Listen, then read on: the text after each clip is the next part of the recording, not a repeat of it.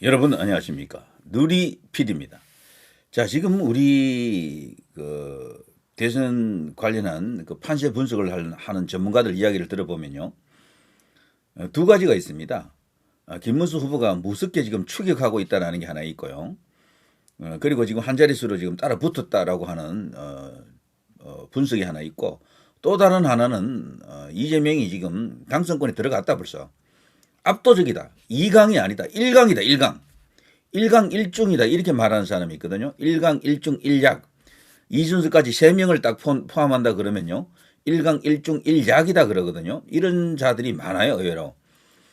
여론조사 전문가 윤희웅. 이번 대선 1강 1중 1약 현상이 특징이다. 소위 전문가들 중에 이렇게 이야기하는 사람들이 꽤 있습니다. 그러나 이 사람들이 이용하는 그 여론조사를 보게 되면 예외 없이 MBS, 한국갤럽 이런 겁니다. 거기서 보면요, 김문수 후보가 20% 이렇게 뒤쳐져 있죠. 그리고 어떻게 보면은 1강 1중으로 보일 수가 있어요. 그렇지만 그게 아닙니다. 에브리 리서치라든가 공정이라든가 이런 여론조사 기관을 보게 되면은 한 자릿수로 지금 따라 붙었거든요. 7%까지 지금 근접했습니다. 이준석이가 별도로 있음에도 불구하고 7%로 갔다라는 것은 이재명의 대세는 꺾였다라고 이제 볼 수도 있는데도 불구하고 주요한 방송사에 나가서 떠들어대는 전문가들은 왜 그렇게 전부 이재명의 1강을 이야기합니까? 이거 자체가 벌써 저는 무슨 어폐가 있다라고 보고요. 근데 여러분 놀라지 마십시오. 이재명이가요, 이렇게 압도적인데도 불구하고 근데 국회의원직을 유지하고 있습니다. 너무도 이상하잖아요. 국회의원직을 유지한다라는 게 무슨 뜻일까요? 뭐 대통령이 따놓은 당상이라면은 사실 보기 좋게 던져야 되거든. 그러면 표가 더 나와요.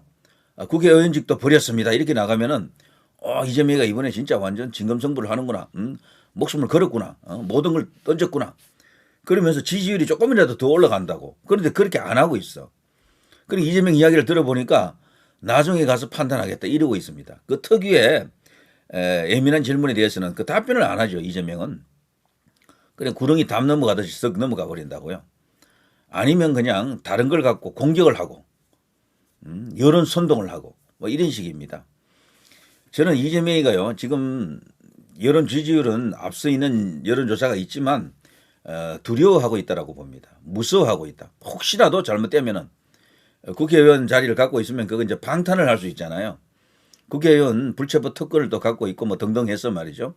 그걸 의식하고 있다. 대통령이 안 될 경우도 지금 상정하고 있는 거야. 그러니까 이 사람이 쉽지 않은 게 말이죠.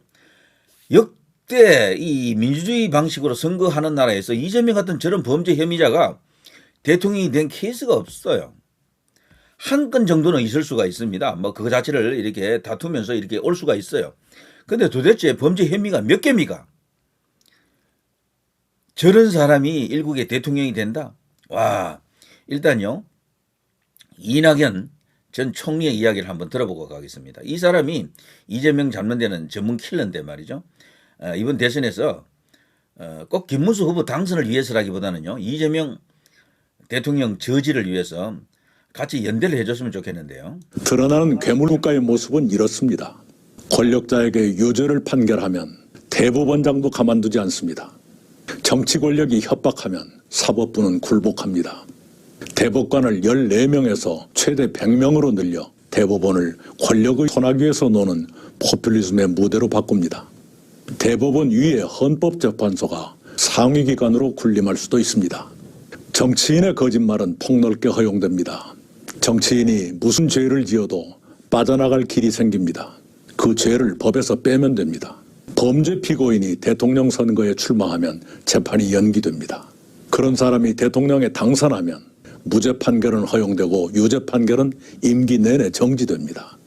그렇다고 임기를 마치고 퇴임한 뒤에는 재판을 제대로 받겠다고 말하지도 않습니다.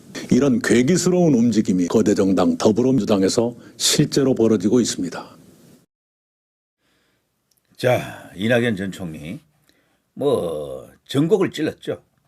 그런데도 불구하고 이재명이가 지지율이 이렇게 나온다. 저 지지율은 가짜다, 조작이다 라고 이제 주장하는 사람들도 있고요. 자, 아무튼 이런 인물을 진짜 대한민국을 대표하는 국가 원수, 국군 통수권자, 대통령으로 만들어 주실 겁니까, 국민 여러분?이라고 이제 물어볼 수 있겠죠. 말이 안 됩니다. 도대체가 지금 일어나고 있는 일 자체가 말이 안 되는 거예요. 이건 달리 말하면 그 정도로 국민의힘으로 대표되는 이 세력을 반대하는 세력의 힘이 크다라는 것도 되고, 여론 선동하는 그 힘이 이쪽 우파에 있다기보다는 저쪽 좌파에 있다라는 걸 말해주는 겁니다. 언론기관, 그리고 뭐 많은 수없이 많은 시민 사회 단체들, 그리고 이제 노조, 뭐 이런 존재들이 대한민국을 오늘날 이렇게 만들었다라고 봅니다. 거기다가 국회를 저들이 압도적으로 장악하고 있기 때문에 요즘 보면 알겠습니다만 대통령 권력보다도 국회 권력이 더 세죠. 그동안 대통령 권력이 국회보다도 약하다라고 생각이 안 됐던 것은 여당이 대체로 국회까지도 갖고 있어서 그랬어요. 그런데 이번에 윤석열 대통령 딱 보니까 110몇 석으로 시작해가지고 나중에 108석이 됐잖아요.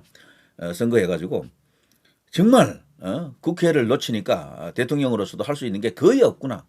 겨우 이제 거부권 행사하는 정도인데 그 거부권조차도 국회에 다시 들어가서 3분의 2로 재의결해버리면 그냥 대통령 거부권도 무력화되는 그런 세상입니다. 헌법 자체가 그렇게 되어 있어요. 이 87 헌법은요, 제왕적 대통령제, 뭐 그야말로 이제 독재적 어떤 그런 성격이 있다고 민주당이 그동안 헌법 개정하면서 많이 떠들었고요. 소위 민주 세력이라고 하는 쪽에서 대통령 권력을 견제하는 목적으로서 헌법을 개정했다 해도 과언이 아닙니다. 직선제, 이 헌법은 직선제라고 하는 그걸 받아들이면서 대통령 권한을 많이 죽여버렸어요. 국회 해산권도 없고 대통령이 가질 수 있는 권한이 많이 없습니다. 깨끗 하나 있었던 게 계엄령이었는데 그거 한번 발동했다가 난리가 났죠. 계몽령이 되긴 했지만 계몽령의 효과가 뭐 완전 100% 난 건 아닙니다. 제가 볼 때는 극히 일부에서만 지금 계몽령이 살아있다라고 보고요. 이걸 완성해야 될 임무가 이제 결국 이제 애국 우파 자유 보수 진영에 주어졌다. 그 대임을 띠고 역사적 전쟁의 대선이라고 하는 거대한 내전입니다. 총칼 들지 않은 내전에 뛰어든 장수가 바로 김문수입니다. 자, 이재명은요, 왜 국회의원직을 버리지 않을까? 저는 혹시라도 잘못될까봐, 떨어질까봐 걱정하고 있다라고 봅니다. 발 뻗고 잠 못 자는 거지. 왜냐하면 여기서 살아나지 못하면 이재명은 대통령 못 되면 그냥 끝난다라는 걸 본인이 누구보다 잘 아는 거예요. 그래서 감옥 한번 딱 들어가는 순간 다시는 밝은 햇빛을 볼 수가 없습니다. 왜냐하면 병합된 재판이 도대체 몇 개입니까? 그 상태에서는요, 그 어떤 권력자도 사면을 해줄 수가 없어요. 최소한 뭐 무기징역이다 이렇게 봐야죠. 거기다가 대북 송금권까지 물려 있지 않습니까?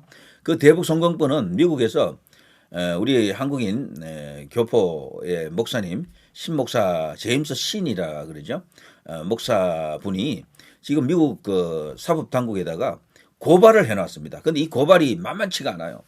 미국에서 움직인다라는 말도 그래서 설득력이 좀 있고, 설사 대통령이 된다 해도 이재명은 끝난 게 아닙니다. 사법 리스크 혹은 미국으로부터 직접적인 컨트롤을 받을 수도 있습니다. 미국에서는요, 지금 이재명을 의심하고 있죠. 친중 하드코어로 봅니다. 친중 하드코어. 친중 중에서도 핵심적 아주 완강한 어떤 그런 의지를 갖고 있는 친중으로 봅니다. 그래서 미국에서 어떤 식으로든 견제구를 던질 수도 있고요. 그리고 지금까지 스카이 데일리 그 기사 99 중국 간첩당 99 그거 말이죠. 그거 자체도 완전히 거짓말이라고 보기는 무리예요. 뭔가 이렇게 정황은 있거든요. 그리고 조정진 전 스카이 데일리 대표는 지금도 그것은 거짓 뉴스가 아니다, 가짜 뉴스가 아니다라고 확신을 하더라고요.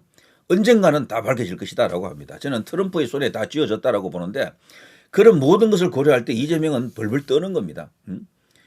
대통령 안 되면은 뭐 그냥 죽은 목숨이고 대통령 된다 해도 가시방석이에요. 그래서 국회의원 자리라도 혹시라도 그 대통령 안 될 경우도 있잖아요. 그 여론조사를 보게 되면은 뭐 한국갤럽이라든가 MBS에서는 자기가 압도적이지만 다른 여론조사는 심상치가 않거든. 많이 올라오고 있다고. 혹시라도 김문수하고 이준석이가 단일화 해버리면 자기보다 숫자가 더 커지잖아요. 그러면은 이런 것까지 고려해서 용의주도하게 정말 자신이 잘못될 경우에 대해서 뭐 철저하게 대비를 하고 있다 이렇게 봐야죠. 그러니까 이걸 달리 말하면은 이재명은 떨고 있다, 쫄고 있다, 두 발 뻗고 못 잔다라는 이야기입니다. 그것 때문에 국회의원 그 자리 하나 못 던지고 있는 겁니다. 자, 이제 남은 것은 말이죠. 가급적 선거는 사전투표보다도 특별한 일이 없는 한 사전투표할 일이 없습니다. 본투표하는 게 좋겠죠. 그리고 부정선거를 막는 데 치중해야 됩니다. 트럼프는 부정선거 카르텔이 있는데도 불구하고 압승했잖아요. 20만 명의 변호사를 동원했다 하더라고요. 그 전국의 각 투표구 뭐 이런 데 개표소 이런 데 있잖아요. 변호사들로 쭉 깔았대 그냥.